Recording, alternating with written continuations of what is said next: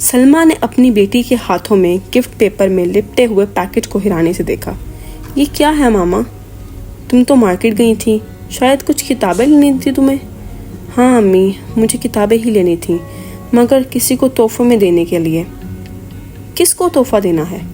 وہ لاہور میں ایک دوست ہے میری، اس کی سالگرہ ہے، اس کے لیے خریدا ہے، کوریئر سروس کے ذریعے بھجوا دوں گی، کیونکہ مجھے تو ابھی یہاں رہنا ہے۔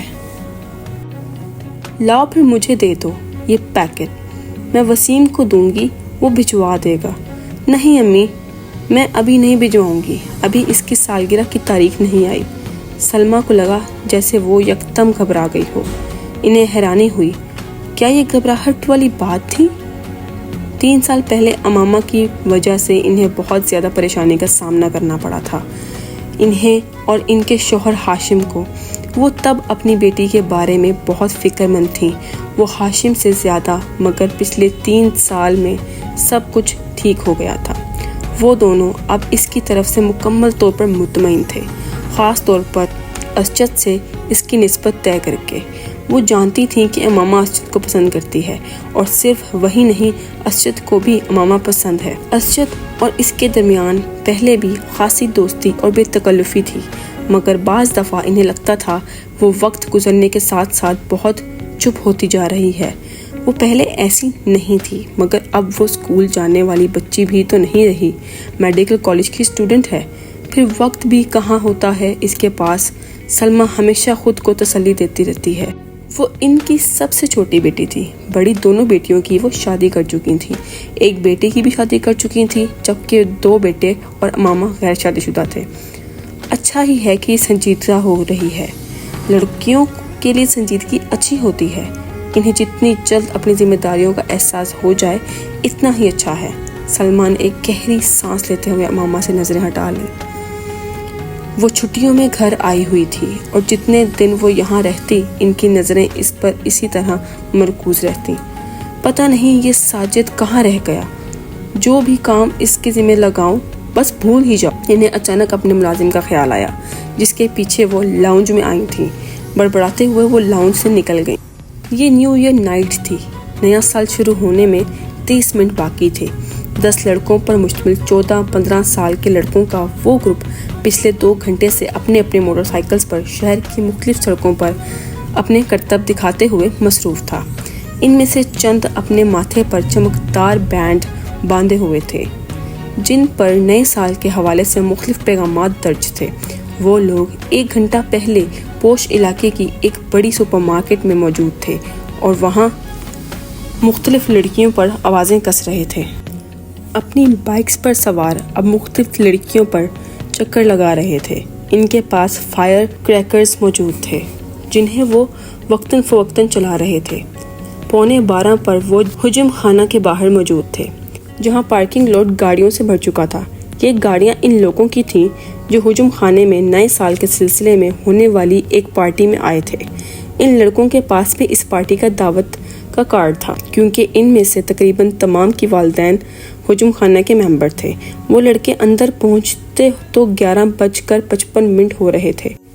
چند منٹوں میں ڈانس فلور سمیت تمام جگہوں کی لائٹس آف ہو جانی تھیں، اور اس کے بعد باہر لان میں آتش بازی کا ایک مظاہرے کے ساتھ نیا سال شروع ہونے پر لائٹس آن ہونی تھیں، اور اس کے بعد تقریباً تمام رات وہاں رقص کے ساتھ ساتھ شراب پی جاتی، جس کا اہتمام نئے سال کی اس تقریب کے لیے ہجوم خانہ کے انتظامیہ خاص طور پر کرتی تھی۔ لائٹس آف ہوتے ہی وہاں ایک طوفان بدتمیزی کا آغاز ہو جاتا تھا، اور وہاں موجود لوگ اسی طوفان بدتمیزی کے لیے وہاں آتے تھے۔ 15 سالہ وہ لڑکا بھی 10 لڑکوں کے اس گروپ کے ساتھ آنے کے بعد اس وقت ڈانس فلور پر راک بینڈ پر ڈانس کر رہا تھا۔ ڈانس میں اس کی مہارت قابل دید تھی۔ 12 بجنے میں 10 سیکنڈ رہ جانے پر لائٹس آف ہو گئی، اور ٹھیک 12 بجے لائٹس یکدم دوبارہ آن کر دی گئیں۔ اندھیرے کے بعد سیکنڈز گننے والوں کی آوازیں اب شور اور خوشی کی کہکوں اور چیخوں میں بدل گئی تھی۔ چند سیکنڈ پہلے تھم جانے والا میوزک ایک بار پھر بجایا جانے لگا۔ وہ لڑکا اب اپنے دوستوں کے ساتھ باہر پارکنگ میں آ گیا، جہاں بہت سے لڑکے اپنی اپنی گاڑیوں کے ہارن بجا رہے تھے۔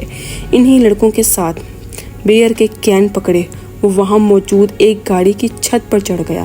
اس لڑکے نے گاڑی کی چھت پر کھڑے کھڑے اپنی جیکٹ کی جیب سے بیئر کا ایک بھرا ہوا کین نکالا اور پوری طاقت سے کچھ فاصلے پر کھڑی ایک گاڑی کے ایک دھماکے کے ساتھ گاڑی کی ونڈ اسکرین چور چور ہو گئی۔ لڑکا اطمینان کے ساتھ اپنے بائیں ہاتھ سے پکڑا کین پیتا رہا۔ وہ پچھلے آدھے گھنٹے سے کامران کو ویڈیو گیم کھیلتے ہوئے دیکھ رہا تھا۔ اسکرین پر موجود اسکور میں کوئی خاص اضافہ نہیں ہو رہا تھا۔ شاید اس کی وجہ وہ مشکل ٹریک تھا جس پر کامران کو گاڑی ڈرائیو کرنی تھی۔ سالار لاؤنج میں صوفوں میں سے ایک صوفے پر بیٹھا اپنی نوٹ بک پر کچھ لکھنے میں مصروف تھا، مگر وقتاً فوقتاً نظر اٹھا کر ٹی وی اسکرین کو بھی دیکھ رہا تھا جہاں کامران اپنی جدوجہد میں مصروف تھا۔ ٹھیک آدھے گھنٹے کے بعد اس نے نوٹ بک بند کر کے سامنے پڑی میز پر رکھ دی، پھر منہ پر ہاتھ رکھ کر جمائی روکی۔ دونوں ٹانگیں سامنے پڑی میز پر رکھ کر اور دونوں ہاتھوں کی انگلیاں سر کے پیچھے باندھے وہ کچھ دیر اسکرین کو دیکھتا رہا، جہاں کامران اپنی تمام چانسز ضائع کرنے کے بعد ایک بار پھر نیا گیم کھیلنے کی تیاری کر رہا تھا۔ کیا پرابلم ہے کامران؟ سالار نے کامران کو مخاطب کرتے ہوئے کہا۔ ایسے ہی نیا گیم لے کر آیا ہوں مگر سکورز کرنے میں بڑی مشکل ہو رہی ہے، کامران نے بیزاری سے کہا۔ اچھا مجھے دکھاؤ۔ اس نے صوفے سے اٹھ کر ریموٹ کنٹرول اس کے ہاتھ سے لیا۔ کامران نے دیکھا پہلے 20 سیکنڈ میں ہی سالار اسے جس سپیڈ پر دوڑا رہا تھا اس سپیڈ پر کامران اب تک نہیں دوڑ پایا تھا۔ جو ٹریک اسے بہت مشکل لگ رہا تھا سالار کے سامنے ایک بچکانا چیز محسوس ہو رہا تھا۔ 1 منٹ بعد وہ جس سپیڈ پر گاڑی دوڑا رہا تھا اس سپیڈ پر کامران کے لیے اس پر نظریں جمانا مشکل ہو گیا، جبکہ سالار اس سپیڈ پر بھی گاڑی کو مکمل طور پر کنٹرول کیے ہوئے تھا۔ 3 منٹ کے بعد کامران نے پہلی بار گاڑی کو ڈگمگاتے اور پھر ٹریک سے اتر کر اس دھماکے کے ساتھ تباہ کرتے دیکھا۔ کامران نے کچھ مسکراتے ہوئے مڑ کر سالار کو دیکھا۔ گاڑی کیوں تباہ ہوئی تھی وہ جان گیا تھا۔ ریموٹ اب سالار کے ہاتھ کے بجائے میز پر پڑا تھا۔ وہ اپنی نوٹ بک اٹھائے کھڑا ہو رہا تھا۔ کامران نے سر اٹھا کر اسے دیکھا۔ بہت بورنگ گیم ہے، سالار نے تبصرہ کیا اور کامران کی ٹانگوں کو پھلانگتے ہوئے لاؤنج سے باہر نکل گیا۔ کامران ہونٹ بھینچتے 7 ہندسوں پر مبنی اس سکور کو دیکھ رہا تھا جو اسکرین کے ایک کونے میں جگمگا رہا تھا۔ کچھ نہ سمجھ میں آنے والے انداز میں اس نے بیرونی دروازے کو دیکھا جس سے وہ غائب ہوا تھا۔ وہ دونوں ایک بار پھر خاموش تھے۔ اسد کو الجھن ہونے لگی۔ امامہ اتنی کم گو نہیں تھی جتنی وہ اس کے سامنے ہو جاتی تھی۔ پہلے آدھے گھنٹے میں اس نے گنتی کے لفظ بولے تھے۔ وہ اسے بچپن سے جانتا تھا۔ وہ بہت خوش مزاج تھی۔ ان دونوں کی نسبت ٹھہرائے جانے کے بعد بھی ابتدائی سال میں اس میں کوئی تبدیلی نہیں آئی۔ اسد کو اس سے بات کر کے خوشی محسوس ہوتی تھی۔ وہ بلا کی حاضر جواب تھی، مگر پچھلے کچھ سالوں میں وہ یکدم بدل گئی تھی۔ وہ میڈیکل کالج میں جا کر تو یہ تبدیلی اور بھی زیادہ محسوس ہونے لگی تھی۔ اسد کو بعض دفعہ یوں محسوس ہوتا جیسے اس سے بات کرتے ہوئے وہ حد درجہ محتاط رہتی ہے۔ کبھی وہ الجھی ہوئی سی محسوس ہوتی ہے اور کبھی اس کے لہجے میں عجیب سی سرد مہر محسوس ہوتی ہے۔ اسے لگتا وہ جلد از جلد اس سے چھٹکارا پا کر اس کے پاس سے اٹھ کر چلی جانا چاہتی ہے۔ اس وقت بھی وہ ایسا ہی محسوس کر رہا تھا۔ میں کئی بار سوچتا ہوں کہ میں خواہ مخواہ تمہارے لیے یہاں آنے کا تردد کرتا ہوں۔ تمہیں تو اس سے کوئی فرق نہیں پڑتا ہوگا میں آؤں یا نہ آؤں۔ اس کے بالمقابل لان چیئر پر بیٹھی دور باؤنڈری وال پر چڑھی ہوئی بیل کو گھور رہی تھی۔ اسد کی شکایت پر اس نے گردن ہلائے بغیر اپنی نظریں بیل سے ہٹا کر اسد پر مرکوز کر دیں۔ اسد نے سوالیہ نظروں سے اسے دیکھا مگر وہ خاموش رہی تو اس نے لفظوں میں کچھ رد بدل کے ساتھ اپنا سوال دہرایا۔ تمہیں میرے نہ آنے سے کوئی فرق نہیں پڑے گا ماما؟ کیوں؟ ٹھیک کہہ رہا ہوں میں۔ اب میں کیا کہہ سکتی ہوں اس پر؟ تم کم از کم انکار تو کر سکتی ہو، میری بات کو جھٹلا تو سکتی ہو۔ ایسی بات نہیں ہے، آپ غلط سوچ رہے ہیں، ماما نے اس کے بعد بات کاٹ دی۔ اس کا لہجہ اب بھی اتنا ہی ٹھنڈا اور چہرہ اتنا ہی بے تاثر تھا جتنا پہلے تھا۔ اسد ایک ٹھنڈی سانس لے کر رہ گیا۔ ہاں मेरी दुआ और ख्वाहिश तो यही है कि ऐसा ना हो और मैं वाकई गलत सोच रहा हूँ, मगर तुमसे बात करते हुए हर बार ऐसा ही महसूस करता हूँ। किस बात से आप ऐसा महसूस करते हैं? इस बार पहली बार असजद को इसकी आवाज़ में कुछ नाराज़गी झलकती हुई महसूस। बहुत सी बातों से तुम मेरी किसी बात का ढंग से जवाब ही नहीं देती, हालांकि मैं आपकी हर बात का ढंग से जवाब देने पर भरपूर कोशिश करती हूँ। लेकिन असजद को इस बार बात करते हुए वो कुछ मजीद खफा महसूस हुई। मैंने ये कब कहा कि मुझे तुम्हारे जवाब पसंद नहीं? मैं तो सिर्फ ये कह रहा था मेरी हर बात के जवाब में तुम्हारे पास हाँ और नहीं के अलावा कुछ नहीं होता। बाज़ दफ़ा तो मुझे लगता है मैं अपने आप से ही बातें कर रहा हूँ। अगर आप मुझसे ये पूछेंगे कि तुम ठीक हो तो मैं इसका जवाब हाँ या ना में ही दूंगी। हाँ और नहीं के अलावा सवाल का जवाब किसी तकरीर से दिया जा सकता है तो आप मुझे वो दे दें, मैं वो कर दूंगी। वो बिल्कुल संजीदा था। हाँ और नहीं के साथ भी तो कुछ कहा जा सकता है और कुछ नहीं। तुम जवाब मेरा हाल ही पूछ सकती हो। मैं आपका हाल पूछूं? जाहिर है अगर आप मेरे घर आए हैं, मेरे सामने बैठे हैं, मुझसे बातें कर रहे हैं और इसका वाज़िया मतलब तो यही है ना कि आप ठीक हैं, वरना आप इस वक्त अपने घर अपने बिस्तर पर पड़े होते। ये फॉर्मेलिटी होती है मामा, और आप जानते हैं मैं फॉर्मेलिटीज़ पर यकीन नहीं रखती। आप भी मुझसे मेरा हाल ना पूछा करें, मैं बिल्कुल माइंड नहीं करूँगी। असजद जैसे लाजवाब हो गया। ठीक है, फॉर्मेलिटीज़ को छोड़ो, बंदा कोई और बात कर लेता है, कुछ डिस्कस कर लेता है, अपनी मसरूफियात के बारे में बात कर लेता है। असजद मैं आपसे क्या डिस्कस करूं? आप बिजनेस करते हैं, मैं मेडिकल की स्टूडेंट हूं। आपसे मैं क्या पूछूं? स्टॉक मार्केट की पोजीशन, इंडेक्स में कितने पॉइंट्स का इजाफा हुआ या अगली कस्टमर कहाँ भेजी जा रही है?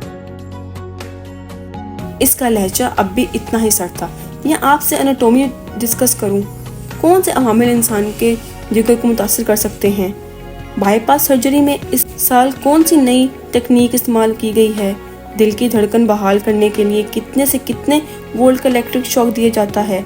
तो हम दोनों की मसरूफियात तो ये हैं, अब इनके बारे में क्या डिस्कस करूं?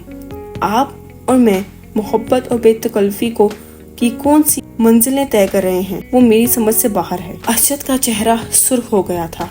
अब वो इस लम्हे को कोस रहा था कि जब इसने अमामा से शिकायत की थी।